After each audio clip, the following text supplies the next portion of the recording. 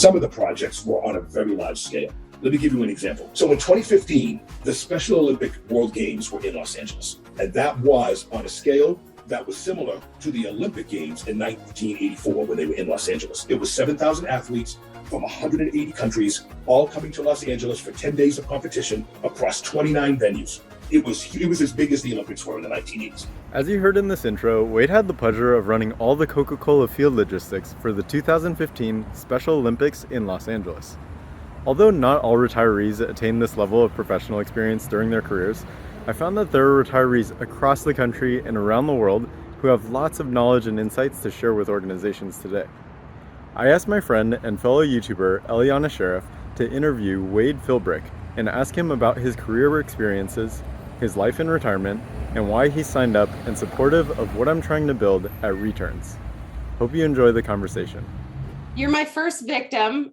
Ryan and I were joking, like you're the first guinea pig. Of course, we want to delve into your career history and, how long you've been retired, first of all. So Ellie, thank you. We're going to talk today quite a bit about Southern New Hampshire University and the Coca-Cola Company. And I just want to make sure I'm clear that I'm speaking from personal experience, and in no way am I representing either the university nor the corporation in my conversation with you today.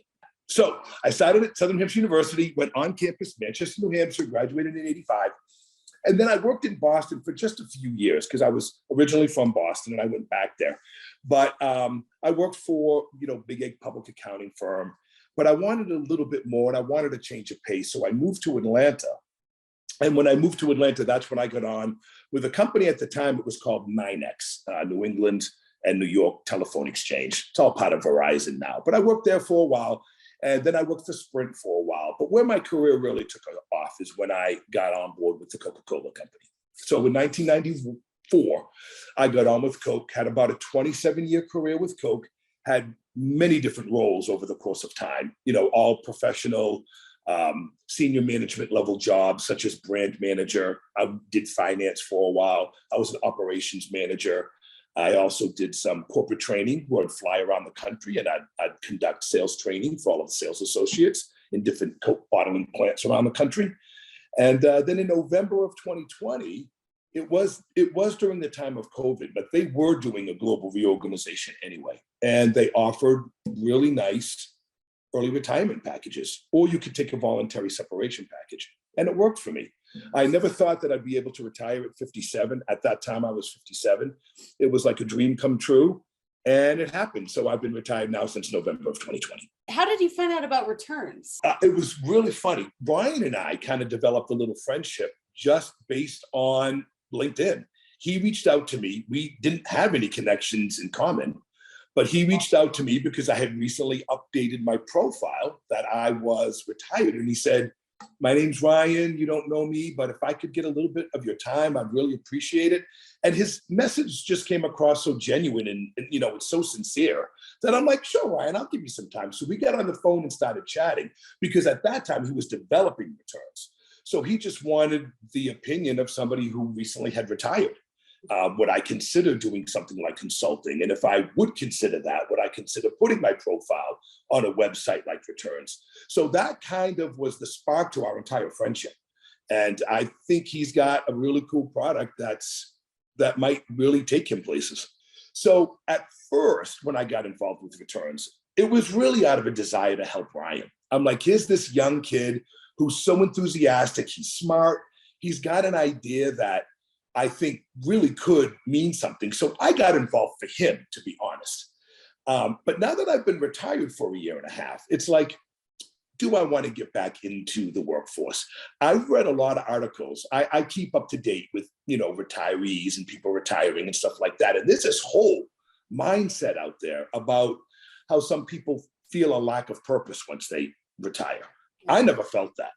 That has never happened to me. I've never felt the urge to go back into the working world. I'm having a blast with life right now. But on the other hand, I also think about how much I have to offer. I have 35 years in corporate America. I had 27 with Coke. I have done such a variety of roles that I know I could be of help to a lot of other companies or small businesses or whomever would need the help. So I was thinking about it and I'm like, well, I'm covered with my medical and dental. I don't need benefits.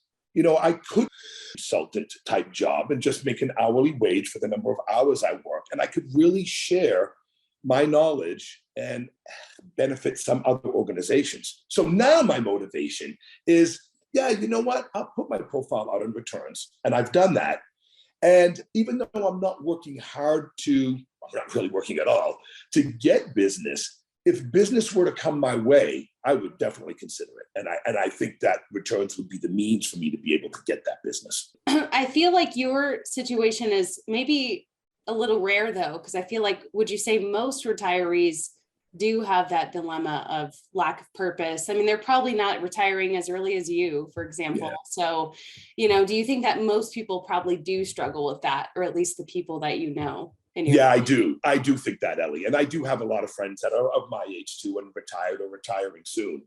Some friends I have even worry about retirement because they're like, well, what am I going to do? Well, if you're that worried about it, then just don't retire. I mean, if you really think your life's going to change that drastically, don't retire. But I will tell you, some of my friends do suffer from that lack of purpose. For some people, their career kind of defines them. And I think they would feel, especially if they've been managing teams and they've been working for corporations that do a lot of good for the world, they're probably like, oh, well, what's my purpose now? The only advice I give to my friends, you know, if they come seeking it is, look, you've worked your whole life. If you get the chance to enjoy life a little bit now, don't stress so much about having a lack of purpose. Make that purpose be about you. And now spend some time developing yourself. Maybe go back to school if you want another degree, or do some volunteerism. But I do think people can stay very active in their retirement years. You just have to make a little bit of effort. So if someone were to hire you through Reterns, where would Wade's expertise, like who would you be able to help the most and how? I'll answer that with a part A and a part B. So I had such great career experience with the Coca-Cola company. Prior to that, I was pretty much in finance roles. When I worked at Sprint and when I worked at 9X, I was a finance person. But when I moved over to Coke, that's when I started moving over into marketing, and I did some brand management. I did some operations management. So, you know, Coca-Cola being one of the, or arguably the strongest brand globally, you know, you take a lot of lessons with you, and you learn a lot managing some of the world's strongest brands. And where I could benefit companies the most would be in that brand management. And how do you take the philosophy of what a vision for a brand is and be able to commercialize it into the marketplace? And what do I mean by that, Ellie? What I mean by that is, in the example of Coca-Cola, all of our brand teams are in Atlanta. So we have very smart people developing brand strategy, and they roll it out nationally. Well, brand strategy is great. But if you don't have people in the field that can actually convert that into sales, then the strategy is worthless. What good is strategy on paper if you can't convert it into sales? That's where I come in. I was never on a brand team in Atlanta. I was out in the field where I would get the brand strategy, and then I would commercialize it into plans that, you know, a Ralph's or a Walgreens or a 7-Eleven could then turn into marketing programs and create displays and consumer excitement and be able to drive sales for the brands, whether it be Coke or Sprite or Powerade or Dasani. That's kind of where a lot of my expertise is. Now, the operational marketing part of that is also about how do you operationally manage a brand. So being out in the field, for example, me in Los Angeles, I would also be very involved in making sure that brand forecasts were right. Well, how many cases of Powerade are we going to sell for 2022? And so if you've got plans that drive volume, you can put together these business plans that will help you determine forecasts and what you need for distribution and all of that. That's all part of the equation, because if you have a brand that's really successful, you've got to make sure you have it in inventory too. And even companies as large as Coke can fall victim to that, right? We can sometimes misforecast and run out of product. That doesn't do anybody any good. If you don't have the product to sell, everybody loses out on sales. So that's the operational piece. Now, the part B of where I could help a company is also during my tenure at Coke, I managed a lot of projects, and some of the projects were on a very large scale. Let me give you an example.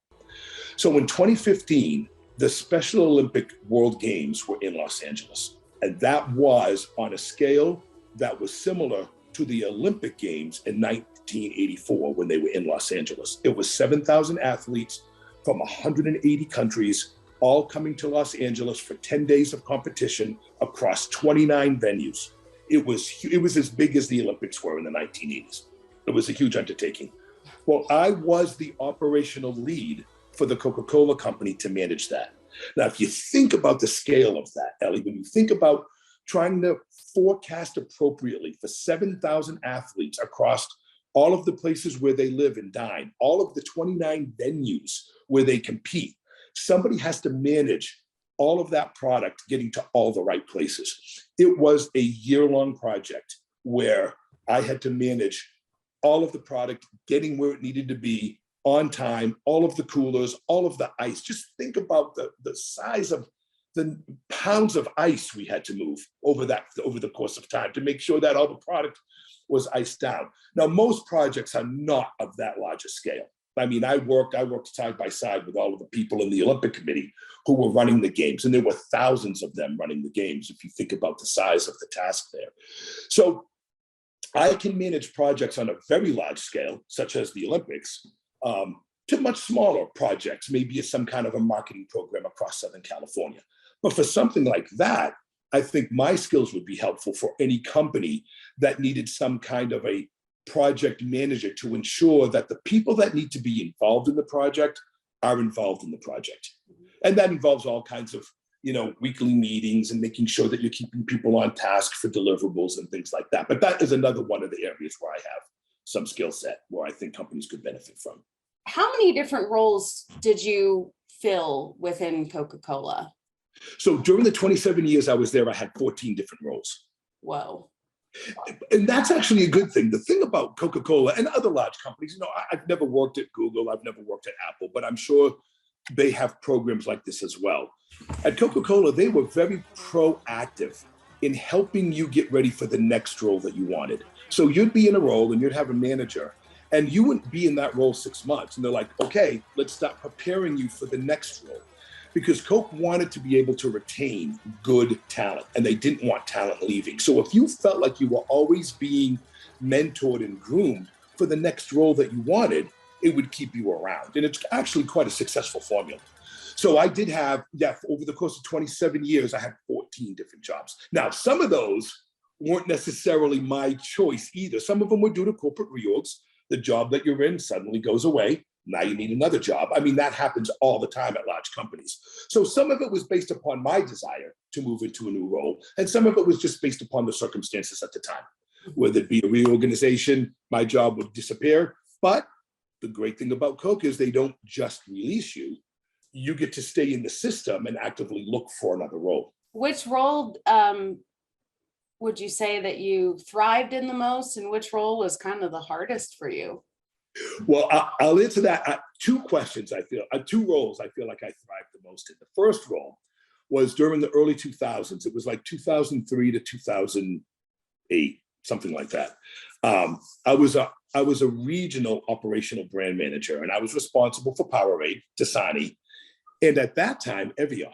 So Evian is its own company, but Coca-Cola had a master distribution agreement with Evian. So we delivered it off our trucks, and we cared for it as though it was our own brand, even though we didn't actually own the brand. So I was what was known then as the hydration manager, because Powerade and water are hydration brands. That was a really fun job because it was my job to develop the marketing programs, execute them in field, work with all the sales teams to drive all this volume. And I had quite a nice marketing budget to be able to do that. So it was even in a company the size of Coke, the job felt very entrepreneurial because I was responsible for the 12 Western states, including Alaska and Hawaii. That was all my territory. And I had marketing dollars, and it was up to me to design, develop, and execute marketing programs to drive Powerade, Dasani, and Evian volume. And it was fun. And I got involved in some really exciting programs. And I was the person that signed contract deals with the tennis tournaments because Evian was the official water sponsor. And I got to sign contracts with the LA Fashion Week because Evian was on the stage at LA Fashion Week. So that was a really rewarding job. And I thrived in that and I loved it. But Ellie, all good things come to an end. Due to a corporate reorg, that job went away as well. And eventually Evian rolled off the system. Evian's not part of the Coca-Cola distribution system anymore. So it was time to move, roles in that situation. The second one was when I was a corporate trainer. One of the things I really enjoy doing is mentoring and training other folks. And in the role that I had as a corporate trainer, what I would do is there was all this sales curriculum that was available for us to train our salespeople. And I would literally fly around the country to all these different Coca-Cola bottling locations, and I would train the salespeople. And that job was really rewarding and a lot of fun. And that's something that I say is really rewarding because I could see the growth in some of these sales managers who are in this role who didn't have a lot of training. They take this learning and then they find themselves being much more successful salespeople. That's really rewarding. And that's a job I really enjoy too. So those were probably the two roles that I really thrived the most in. Which role did you struggle the most in and how did you overcome that? So the role that I struggled the most in was, and I did struggle with too many, but probably my least favorite role. I was for a time in a commercialization role. And let me define that, because commercialization means different things to different people, and even within the business organizations, it can mean something different.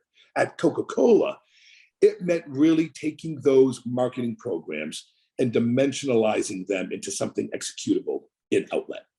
And I didn't really struggle with it so much as I wasn't as excited about it. A lot of that role was very routine.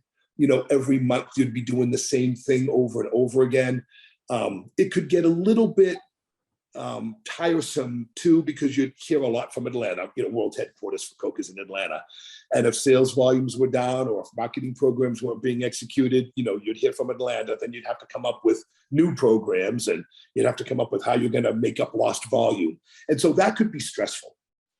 So maybe that's the best way to answer it, Ellie. Maybe that was the most stressful role I had, is because I had constantly had people, watching the numbers, and you had to perform month in, month out, you had to perform. So that was probably one of the hardest jobs, just because it was, everybody has to make their numbers. And certainly this is nobody's fault. It was just the nature of the beast. And that was probably, because of the repetitiveness and because of the pressure to perform every month, that was probably the most difficult role. Well, I know that, Ryan is trying to get more people to make profiles on Reterns. Why would you encourage other retirees to be a part of this? Well, first of all, Ryan has made it so that it's somewhat effortless. It requires a minimal amount of effort to put a profile out on Reterns. And you never know who's going to look through it and pick you up. You never know what kind of small business or company or public organization or some volunteer group will be out there to pick you up. So one, I would say it's an effortless thing to do. And Ryan keeps updating Reterns. And so that's going to be helpful.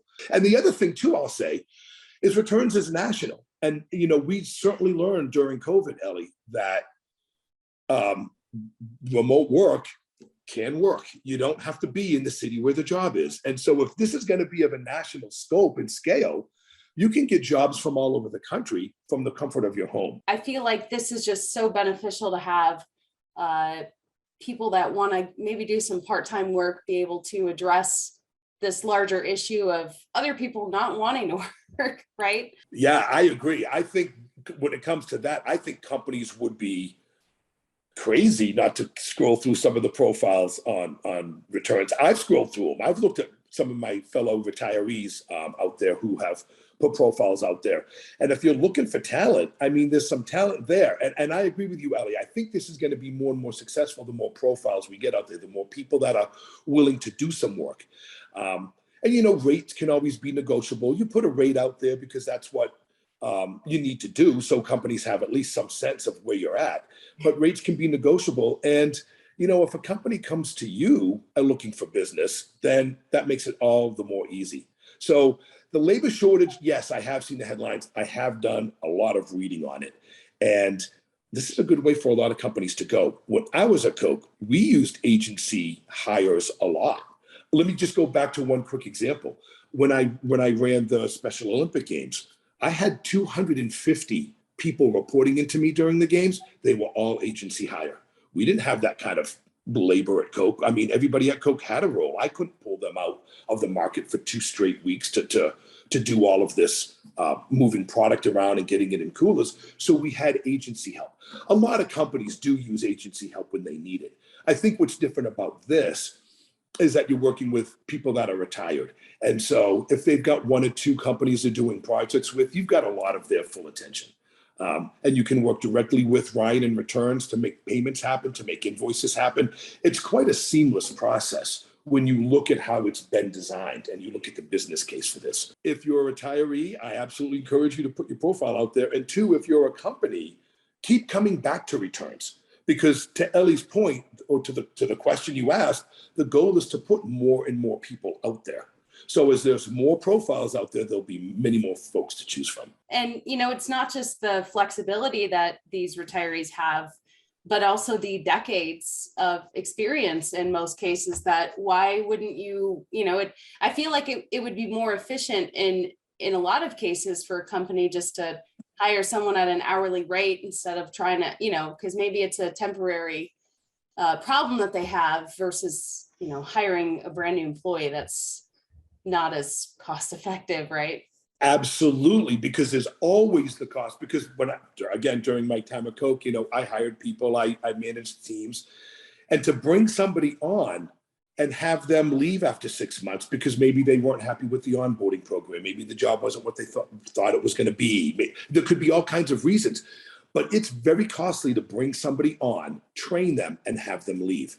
And you're right, Ellie, if a company is looking for somebody for a short-term period of time, they're not going to bring on a full-time employee to do all that. The other benefit is they don't have to pay for benefits. They don't have to pay for medical and dental. They don't have to pay for vacation time.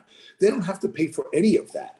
So like I was saying earlier, at Coca-Cola, we used agency people all the time. We used consultants, we used agency people. It's an effective way to keep your business running when you don't want to hire people on full time and keep that headcount on your payroll.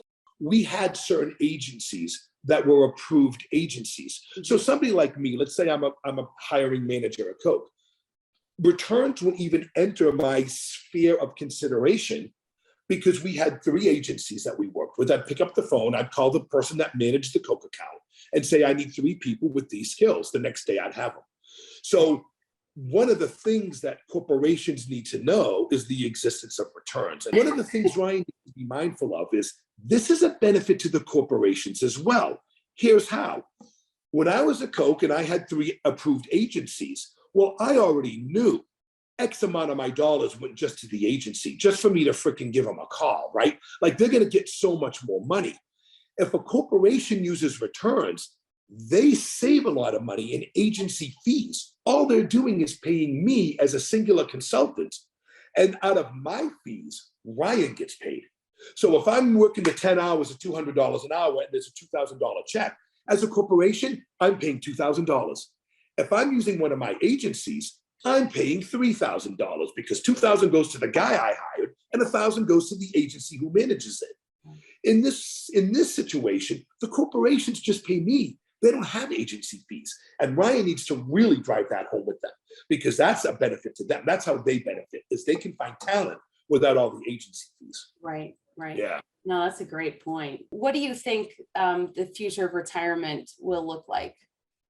Yeah, I do read a lot about that too, because it's an interest for me. And yeah, retirement has changed a lot just in the last 10 years. And I think 10 years from now, it's going to change even more than it has today.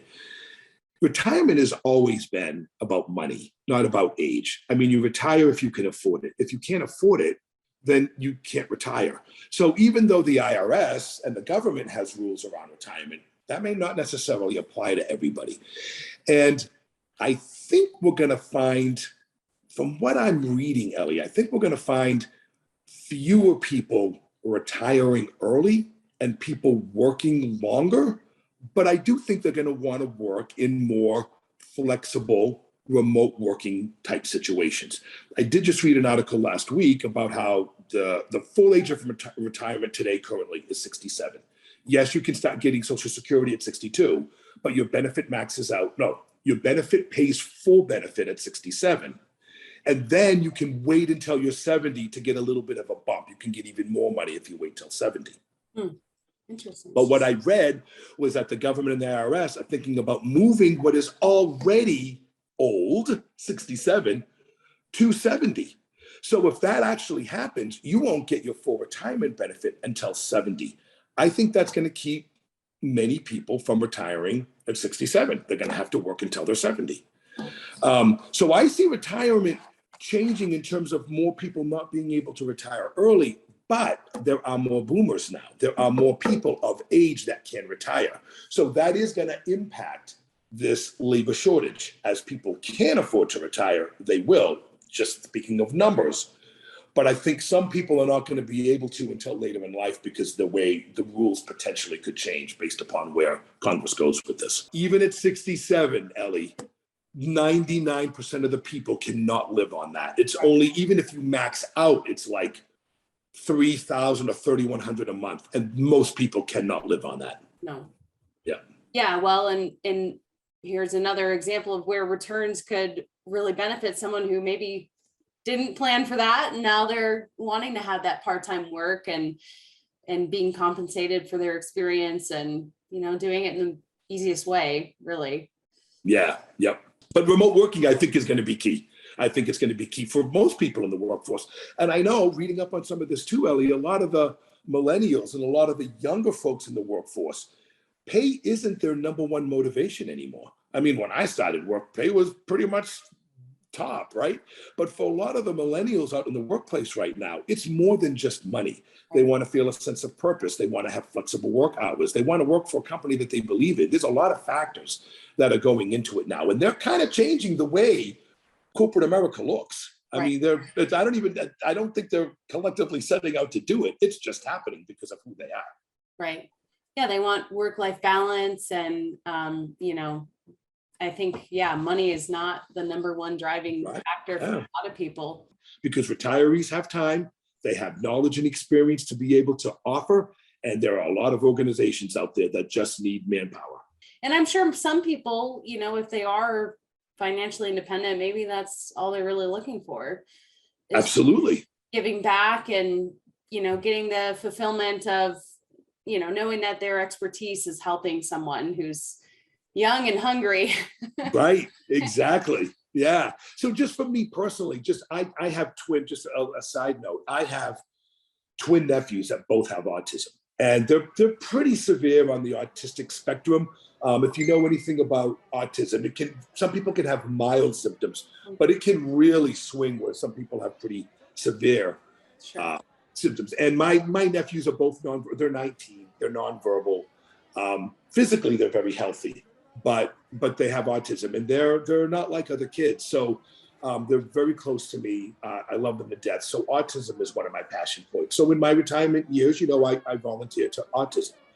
That lends itself to Special Olympics, which is why in 2015, I really wanted to work on the Special Olympics program for Coca-Cola. I had to interview and get that job. I mean, that was a lot of people wanted to be the operations lead. You were like the king of Coca-Cola during that time frame because you were running the games. I think as we talk about, education changing and how people learn, and also just working remotely and how the culture of the workforce is changing, do you think that some retirees may struggle with consulting when their work experience was so different than the ever-changing, conditions that we have today?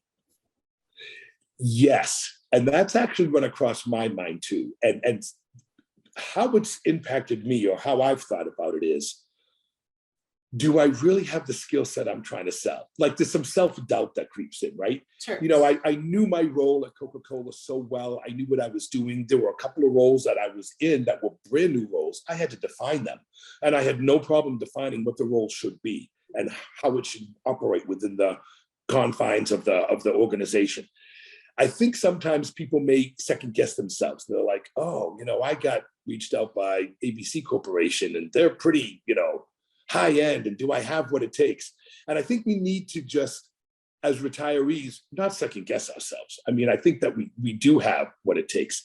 But the second part of that, which I think where you were going with, Ellie, is right up until COVID, I mean, we all worked in an office, right? And now we're talking about working remotely. Yeah. So as a consultant, could that drive a little bit of anxiety where you're not in the office with the people that you're working with? And sometimes you get this, anxiety of out of sight, out of mind. Hey, if I'm not present, then they think I'm not contributing. And how is that going to work?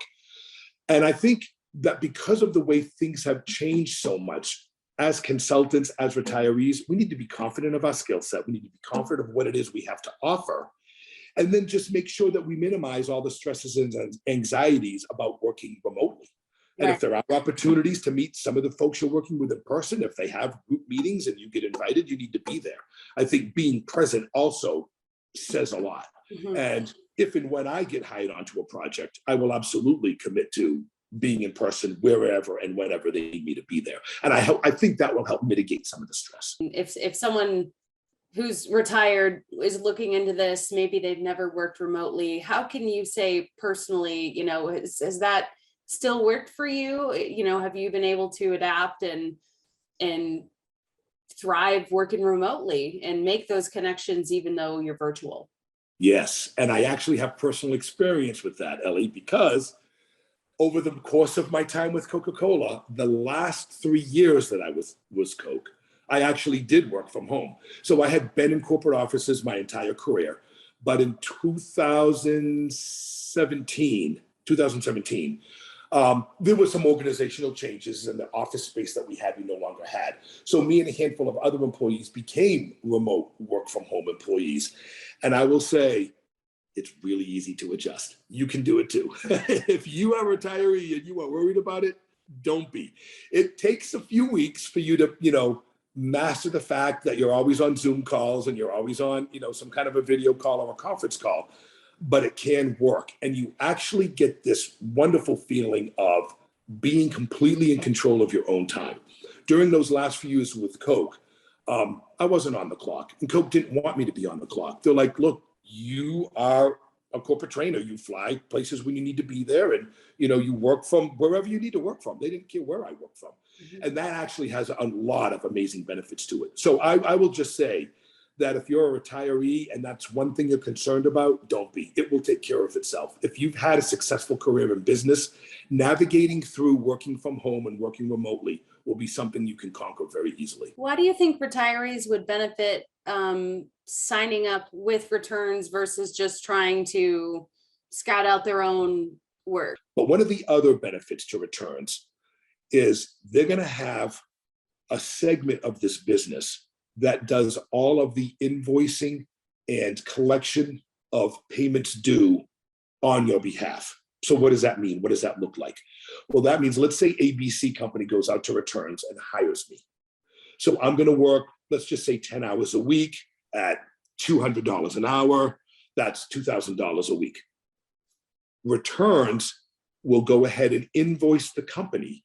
The company will pay Reterns, and then Reterns will pay me. Why is that a benefit? Because now I don't have to keep going after company ABC to pay me. Reterns is going to do that on my behalf. Now, Ryan's going to take a percentage of that as a collection fee, as he should, because they're working on your behalf. But now you don't have to worry about accounts payable, like when they're going to pay me, when are they going to pay me? Reterns is going to do that on your behalf. That is a huge benefit. So, Mr. or Ms. Retiree, if you want to go out on your own and get your own business, you can do that. But now you're also responsible for doing your own collections. And it really is helpful if you've got the power of a company like Reterns behind you to go and make those collections. It's amazing, like how many, I can think of so many sites that if you were to do this stuff on your own, like take, random, but like Poshmark, where you can sell your clothes, or Rover, where you can find dogs to walk. It's like, you just have to build a big enough network and people that know about this. And then it's huge, and it's way easier on you. It's, versus just trying to do it yourself. So I really hope it succeeds. And, we need more people like you on board. Yeah, for sure.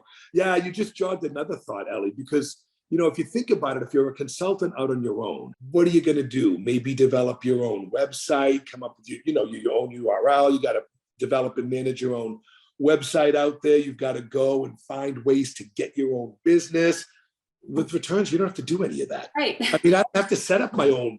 Let me know when you want to start doing business. I don't have to develop and maintain a website. Right. I don't have to send out flyers and mailers. I don't have to bother people on LinkedIn with all these blast emails to try to get business. I don't have to do any of that. Exactly. It's like, you're still retired. You still want to be retired, even if you're, doing a little part-time work. So trying to start up your own deal, it almost sounds like you're just starting up your own business and then you're back at work, and I don't think that's the goal. Yeah. I really feel like in 5 years from now, it could be, a pretty big scale. It makes sense to me what he's doing. Right. Me too. Right. It makes sense. I mean, you have, sites like Indeed and, your job sites, but this is like so unique. But I just think there's probably plenty of people that don't know about this and who would love to sign up and be a part of this. Absolutely. Thanks for watching. Please consider signing up for Reterns at www.reterns.com or participating in our referral program. Thanks again.